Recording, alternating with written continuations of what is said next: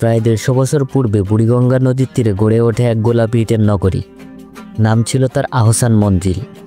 ইটের পর ইট আর জানালার পর জানালা দিয়ে তৈরি এই প্রাসাদটি নবাব পরিবারের ঐতিহ্যের সবথেকে বড় প্রতীক হিসেবে পরিচিত। 1872 সালে তৈরি এই প্রাসাদটি নবাবী বংশের সাহিত্য, সংস্কৃতি ও ঐতিহ্যের ছাপ রেখে গেছে।